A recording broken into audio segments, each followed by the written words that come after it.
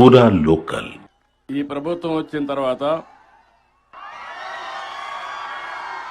Super 6 లో గాని ప్రభుత్వం ఇచ్చినటువంటి సంక్షేమ కార్యక్రమాలు ఏమి ఇచ్చారమ్మా చెప్పగలుగుతావా?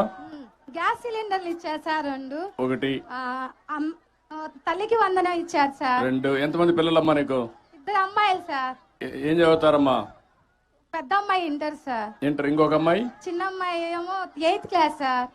ఇద్దరికి వస్తా ఉందా? ఇద్దరికి వస్తుంది సార్. అంటే 30,000 వస్తా ఉంది. అవును సార్. ఓకే.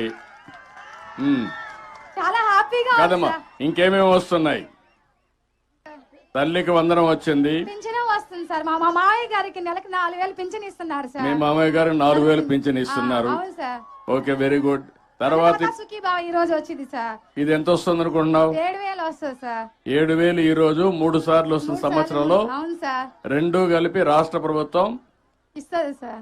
అన్నదాత సుఖీభావ కింద 14,000, కేంద్రం ఇచ్చే 6,000. ఆగస్టు 15 వస్తుంది సార్. ఎంత మొత్తం ఎంతమ్మా? మొత్తం 20,000 సార్. 20,000 అన్నదాత సుఖీభావలో పిఎం కిసాన్ లో వస్తుంది. అవును సార్. ఆగస్టు 15న మళ్ళీ మీ అందరికి ఫ్రీ బస్. ఎక్కడికి కావాలంటే అక్కడ ఆడవాళ్ళందరూ ఫ్రీగా తిరగచ్చు. ఫ్రీ బస్ సౌకర్యం శ్రీ శక్తి. చాలా హ్యాపీ సార్. అదే మాదిరిగా ఇప్పుడు మీకందరికి కూడా అమ్మా బియ్యం కూడా ఇస్తున్నారు కదా, రేషన్ బియ్యం ఇస్తున్నారు కదా. ఇస్తున్నారు సార్. ఇంటి దగ్గరనే ఇస్తాం. కొంతమందికి ముసలి వాళ్ళు ఉన్నా వికలాంగులున్నా ఇంటి దగ్గరనే ఇస్తున్నాం కదా. అవును సార్. పింఛన్ ఇంటి దగ్గరనే ఇస్తున్నాం కదా. ఇస్తున్నారు సార్. 1వ తేదీ ముందే ఇస్తున్నారు సార్. ఒక్కోసారి హాలిడే ఉంటే ఒకటేసారి ముందు ఇస్తాం, లేకపోతే మొదటి తారీఖున ఇస్తున్నారు సార్. పేదల సేవలో తప్పకుండా మీ దగ్గరికి అందరూ వస్తున్నారా? వస్తున్నారు. ఇంత మునిపు ఎప్పుడన్నా వచ్చారే మరిగా? రాలేదు సార్. ఇంత ఎండలో కూర్చొని ఎప్పుడన్నా రైతుల కోసం ఆలోచించారా? ఆలోచించలేదు సార్. అది డిఫరెన్స్ ఈ ప్రభుత్వానికి గడిచిన ప్రభుత్వానికి.